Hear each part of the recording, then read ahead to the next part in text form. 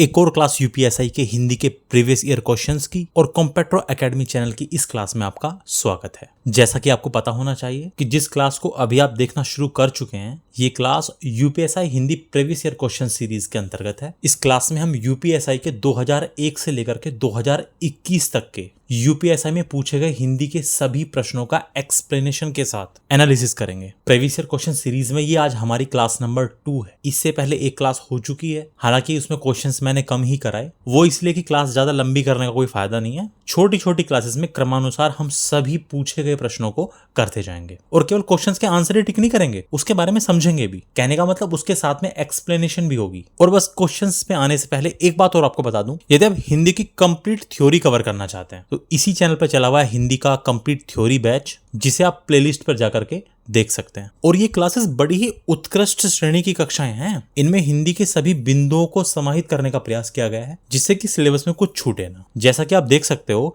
इन classes में वर्णमाला बिंदु की शुरुआत क्लास नंबर 1 से नहीं हुई है, वर्णमाला की शुरुआत क्लास नंबर 10 से हुई है, क्योंकि वर्णमाला पे जाने से पहले ही इतने सारे टॉपिक हैं जिनसे अच्छे खासे प्रश्न परीक्षाओं में आते हैं। तो हिंदी के इस कंप्लीट बैच में हम पूरी हिंदी को कवर करने वाले हैं। यदि आप चाहते हैं थ्योरी को अच्छे से कवर करना तो आप ये क्लासेस देख सकते हैं। और जितने भी पेड बैचेस विभिन्न प्लेटफॉर्म्स की ऐप में मिलते हैं, उनसे भी उच्च गुणवत्ता की उत्कृष्ट श्रेणी की कक्षाएं हैं ये। तो चलिए अब इंट्रोडक्शन खत्म करते हैं, अब सीधा आते हैं प्रश्नों पर। तो क्लास 1 के बाद ये अगला क्वेश्चन है, वह राज्य जिसकी मुख्य राजभाषा हिंदी नहीं है। 2021 में पूछा गया है। ऑप्शंस आपके सामने हैं, हिमाचल प्रदेश, झारखंड, असम या छत्तीसगढ़। तो इसका आंसर जानने से पहले ये जान लेते हैं कि किन किन राज्यों की राजभाषा हिंदी है। तो हिंदी इस समय 9 राज्यों और 1 केंद्र शासित प्रदेश यानी 1 यूटी की राजभाषा है। वो 9 राज्य कौन कौन से जिन्होंने हिंदी को अपनी राजभाषा बनाया है? वो 9 राज्य हैं, उत्तर प्रदेश, उत्तराखंड, राजस्थान, मध्य प्रदेश, छत्तीसगढ़, हरियाणा, बिहार,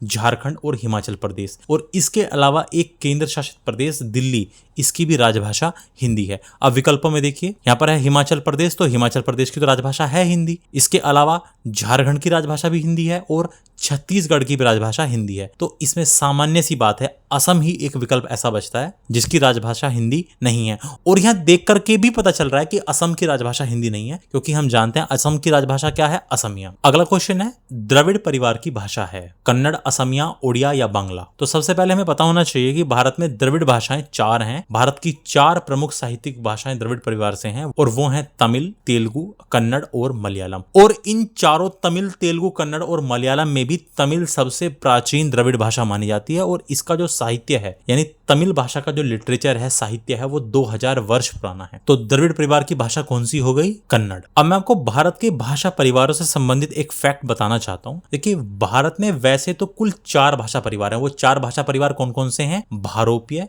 द्रविड़, ऑस्ट्रिक और चीनी तिब्बती। लेकिन भारत में मुख्य रूप से 2 भाषा परिवार हैं। इन चारों में मुख्य रूप से भारोपीय और द्रविड़। अब यहाँ पर लिखा हुआ है आर्य भाषा परिवार, ये तो भारोपीय है। भारोपीय की ही एक उपशाखा होती है आर्य भाषा परिवार। भारोपीय अर्थात भारत यूरोपीय भाषा परिवार की उपशाखा है ये आर्य भाषा परिवार। और आर्य भाषा परिवार के अंतर्गत जो भाषाएं हैं वो है संस्कृत, बांग्ला, उड़िया, गुजराती, कश्मीरी, हिंदी, असमिया, मराठी, पंजाबी और डोगरी। और इन सभी भाषाओं की जननी है संस्कृत। और द्रविड़ भाषा परिवार की मुख्य भाषाएं कौन कौन सी हैं?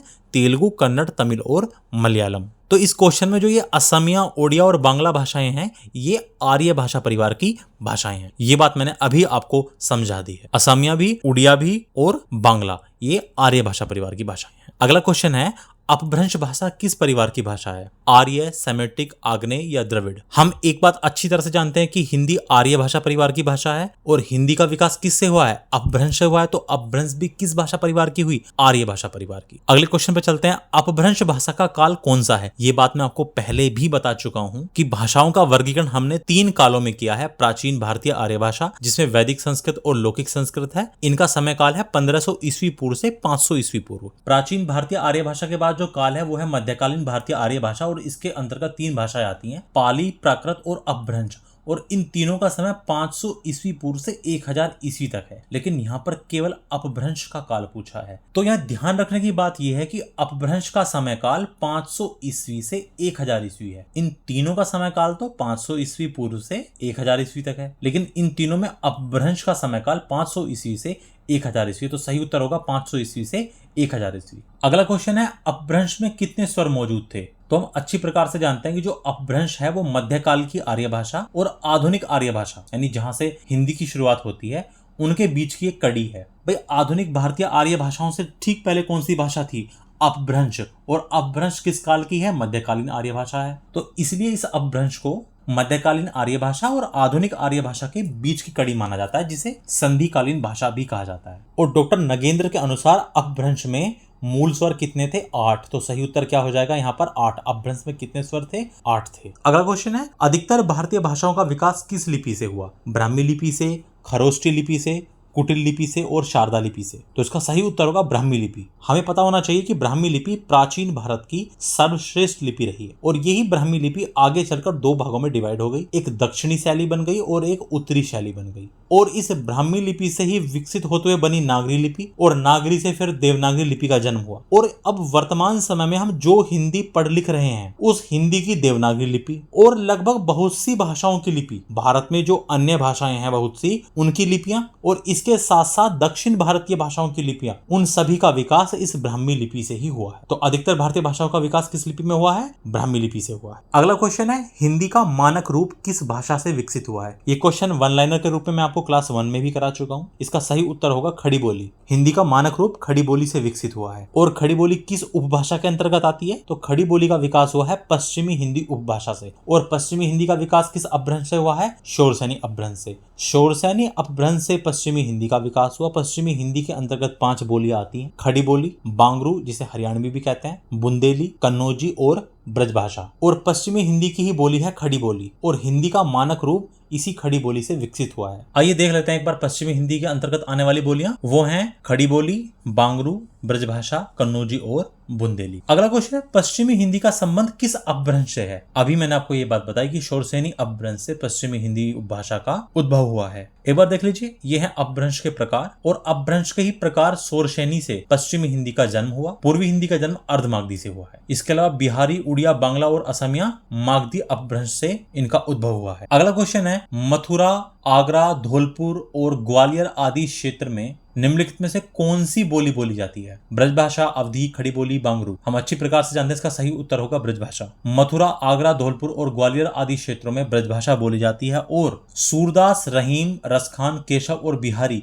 ये ब्रजभाषा के प्रमुख कवि थे। अगला क्वेश्चन है, मेरठ, सहारनपुर, बिजनौर किस बोली के क्षेत्र में आते हैं? तो हम अच्छी प्रकार से जानते हैं कि मेरठ, सहारनपुर और बिजनौर खड़ी बोली क्षेत्र में आते हैं और इस खड़ी बोली को कोरवी भी कहते हैं और ये खड़ी बोली पश्चिमी हिंदी उपभाषा के अंतर्गत आती है। तो सही उत्तर क्या हो जाएगा? खड़ी बोली हो जाएगा। अगला क्वेश्चन है, संस्कृत किस परिवार की भाषा है? आग्नेय, आर्य, सेमेटिक या द्रविड़? सही उत्तर होगा आर्य भाषा परिवार। आइए इसके बारे में एक बात समझिए। भारोपीय भाषा परिवार में संस्कृत, हिंदी, अंग्रेजी, फ्रांसीसी, जर्मन, रूसी और फारसी आदि भाषाएं शामिल हैं। अब यहाँ संस्कृत तो है भारोपीय में और यहाँ पर संस्कृत किस भाषा परिवार की भाषा है? यहाँ पर आ गया आर्य। ये कैसे हुआ? तो इसके संबंध में ही ये बात मैं अभी आपको पहले बता चुका हूँ, एक बार फिर समझ लीजिए। भारोपीय भाषा परिवार की एक उपशाखा है आर्य भाषा परिवार और इस आर्य भाषा परिवार के अंतर्गत ये भाषाएं आती हैं। अभी थोड़ी ही देर पहले मैंने ये बात आपको बताई। तो संस्कृत किस परिवार की भाषा है? सही उत्तर हो जाएगा आर्य भाषा परिवार की भाषा। अगला प्रश्न है, निम्नलिखित में से प्राचीन भारतीय आर्य भाषा कौन सी है? प्राकृत, पाली, अपभ्रंश या वैदिक संस्कृत? और हम ये अच्छी प्रकार से जानते हैं कि सबसे प्राचीन भारतीय आर्य भाषा वैदिक संस्कृत है। संस्कृत के 2 रूप प्रचलित थे, एक वैदिक संस्कृत और एक लौकिक संस्कृत। लौकिक संस्कृत आम बोलचाल की भाषा थी और वैदिक संस्कृत में जिसमें वेद और साहित्य लिखे गए हैं और इसका उल्लेख हमें विश्व की सबसे पहली रचना ऋग्वेद में मिलता है। सबसे प्रथम वेद, सबसे पहली रचना ऋग्वेद में हमें इसका उल्लेख मिलता है और इस वैदिक संस्कृत को आर्य भाषा या देव भाषा भी कहा जाता है। तो इसका सही उत्तर हो जाएगा वैदिक संस्कृत। आइए अगले क्वेश्चन पर चलते हैं। अगला क्वेश्चन है, इनमें से कौन सी भाषा संस्कृत भाषा की अपभ्रंश है? ब्रजभाषा, पाली, खड़ी बोली या प्राकृत? सबसे पहले अपभ्रंश का मतलब समझिए। अपभ्रंश का मतलब है किसी भाषा में भ्रंश यानी वलन पड़ जाना, अर्थात उसके शब्दों का रूप बिगड़ करके एक नई भाषा का बन जाना। तो एक बात बताइए, संस्कृत भाषा के बाद कौन सी भाषा आई जब भी अपभ्रंश पूछे तो उसका साफ साफ मतलब है कि उस भाषा के बाद वाली भाषा कौन सी है। और हम अच्छी प्रकार से जान चुके हैं कि भाषा का विकास क्रम होता है सबसे पहले संस्कृत। संस्कृत के भी दो रूप थे, वैदिक और लौकिक। और संस्कृत के लौकिक प्रकार में शब्दों का रूप बिगड़ता है और नई भाषा सामने आती है, पाली। तो संस्कृत की अपभ्रंश क्या हो गई? पाली। और यदि प्रश्न में पाली की अपभ्रंश पूछ ली जाए तो पाली की अपभ्रंश होगी प्राकृत, और प्राकृत की अपभ्रंश अपभ्रंश, और अपभ्रंश की अपभ्रंश हिंदी। लेकिन यहाँ एक और ध्यान रखना, अपभ्रंश की अपभ्रंश अवहट्ट को भी कहा जाता है। इस अपभ्रंश और हिंदी के बीच में भाषा का एक प्रकार और है अवहट्ट, जिसे संक्रमण काल की भाषा भी कहते हैं। ये बात भी ध्यान रखिएगा। तो इस प्रश्न का सही उत्तर हो जाएगा पाली। अगला क्वेश्चन है, भाषा लिखने के लिए प्रयुक्त चिन्हों के व्यवस्थित रूप को क्या कहते हैं? बोली, भाषा, लिपि या व्याकरण? तो भाषा को लिखने के लिए जिन चिन्हों का प्रयोग होता है उसके व्यवस्थित रूप को कहते हैं लिपि। अब इसके बारे में थोड़ा ध्यान से समझिए। बोलते समय हमारे मुख से ध्वनियां निकलती हैं। देखिए, जब भी आप किसी भाषा को बोलने का प्रयास करेंगे सबसे पहले आपके मन में विचार आएगा। अब आप उस विचार को ध्वनि का रूप दोगे, फिर वो ध्वनि आपके कंठ, तालु, मूर्धा, दंत और ओष्ठ से होती हुई बाहर आएगी। तो मुख के इन उच्चारण स्थानों को एक तरफ करिए। बस यहाँ एक बात समझिए कि किसी भी वर्ण को यदि बोलना है तो सबसे पहले क्या निकलती है? ध्वनि। भाई, भाषा की सबसे छोटी इकाई क्या है? ध्वनि है। अब मान लीजिए हमने मुख से एक ध्वनि निकाली कै। अब इस कै ध्वनि को मुझे एक लिखित रूप देना है, तो उस कै ध्वनि को मैंने एक लिखित रूप दे दिया ऐसा। तो ध्वनियों को लिखने के लिए प्रयोग किए जाने वाले चिन्हों को ही लिपि कहते हैं। तो इस कै ध्वनि के लिए चिन्ह क्या है? ये वाला, ये चिन्ह कै ध्वनि का चिन्ह है। तो इसीलिए हमने कहा कि ध्वनियों को लिखने के लिए प्रयोग किए जाने वाले चिन्हों को क्या कहते हैं? लिपि कहते हैं। भाई, मान लीजिए यदि कै ध्वनि के लिए चिन्ह ये वाला निर्धारित किया गया होता तो फिर हम कै इसको कह रहे होते, लेकिन ये चिन्ह देवनागरी लिपि की शर्तों को पूरा नहीं करता, इसलिए भाषा वैज्ञानिकों ने इसका निर्धारण नहीं किया। तो बात समझ में आ रही है कि भाषा को लिखने के लिए जिन चिन्हों का व्यवस्थित तरीके से प्रयोग किया जाता है उसे ही क्या कहते हैं? लिपि कहते हैं। अर्थात लिपि का मतलब होता है किसी भाषा की लेखन शैली या उसको लिखने का ढंग। आइए अगले क्वेश्चन देखते हैं। अगला क्वेश्चन है, हिंदी भारत की कौन सी भाषा है? ये बात मैं आपको क्लास 1 में भी बता चुका हूं कि हिंदी भारत की संपर्क भाषा है। भाई, हिंदी ब्रज भाषा तो है नहीं। ब्रज भाषा तो पश्चिमी हिंदी उपभाषा की एक बोली है।